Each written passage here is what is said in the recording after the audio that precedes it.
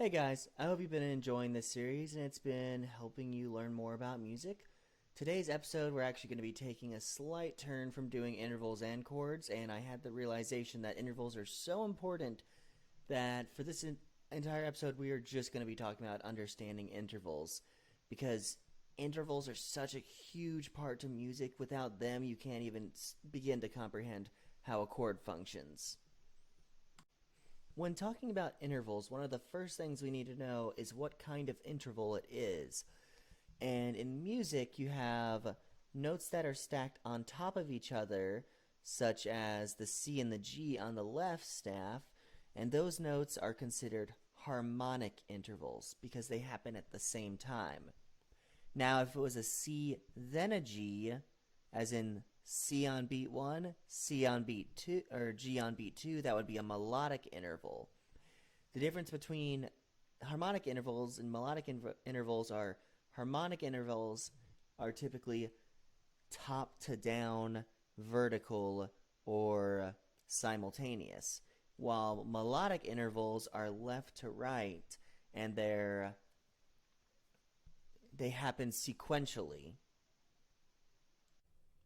Now, the types of intervals that you would see in music are unisons, which would be C next to C, seconds, which are notes that are two spaces apart, or C and D, thirds, such as C and E, fourths, C and F, fifths, C and G, sixths, C and A, sevenths, C and B, and octaves, which are just two C's that are exactly one octave apart. In the next slide, we're going to be showing the piano so that we can better explain what these intervals are and what they look like.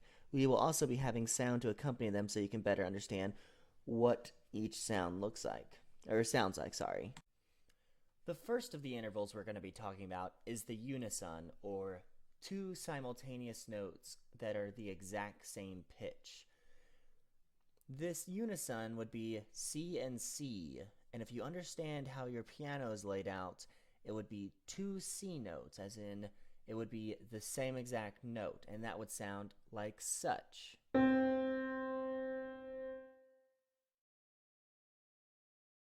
The next interval we're going to be talking about is the minor second.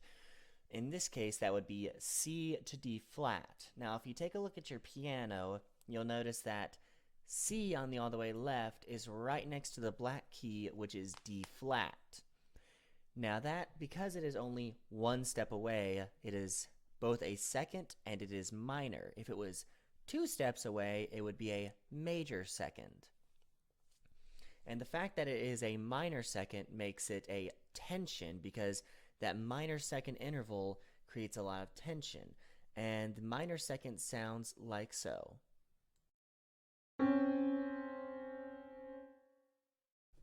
The major second, as you assume, would be C to D, or two keys away from the C. So you have C as your root key, then you have D flat and D. So that is two notes away to make the major second, and it sounds like so.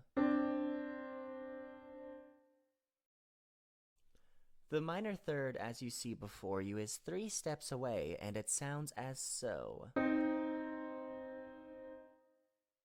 The major third interval starting from C to E is 1, 2, 3, and 4. Therefore, it is 4 steps away from the root note, making it a major third interval, while the 3 steps away would make it a minor third interval, and it sounds as so. The perfect fourth interval from C to F is 1, 2, 3, 4, 5 steps away from its root note. And the reason it's called a perfect interval is because it does not have a pull towards major or minor. The perfect fourth is also an inverted perfect fifth. So if you were to put the F an octave lower, the F would be a perfect fifth under the C. Every interval that you have in music can be reversed, such as so. The perfect fourth is just an inverted perfect fifth. The major second is an inverted minor seventh. The major sixth is a minor third. The unison is still a unison. And the perfect fourth sounds as so. The diminished fifth is 1, 2, 3, 4, 5, 6 steps away from its root note from C to G flat. The fun fact about the diminished fifth is it's actually used in the seventh chord because it's not a perfect fifth and it's not a perfect fourth. It's in between them. It's a very unstable spot in most music, so it's very directional of an interval. Most ears don't want to hear the C to G flat. That's actually what most police sirens and emergency sirens use because it's such a distinct pitch.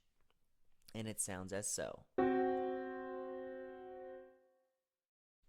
The perfect fifth is one of the natural occurring intervals in the harmonic series, which we'll be going over later on in the series.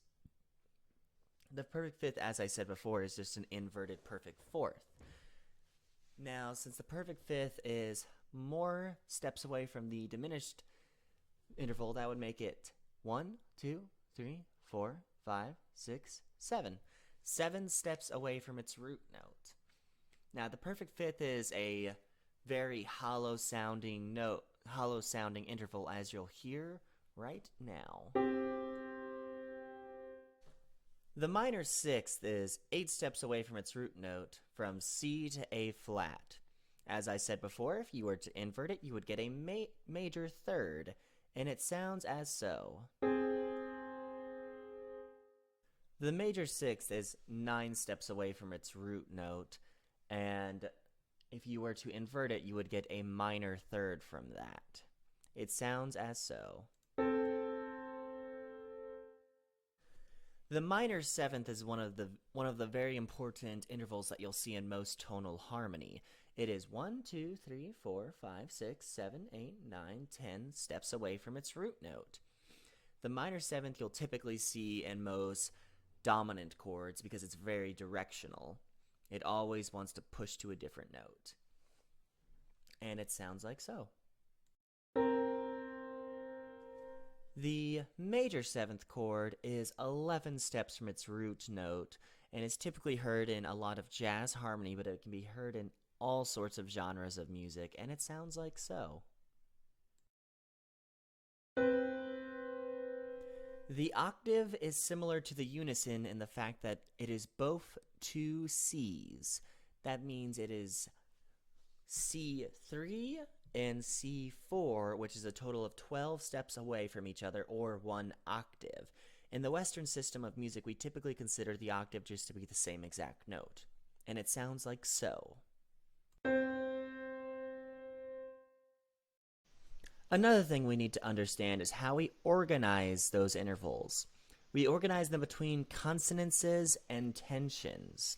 If we were going to go into the consonants branch, we have 2 more things we separate them into: the perfect consonances and the imperfect consonances. The way you can understand perfect from imperfect is just the fact that it says perfect. So you have your perfect unison, your perfect fourth, your perfect fifth, and your perfect octave. Those are your only perfect consonances in music. While your imperfect consonants would include your major third, your major sixth, and that's it.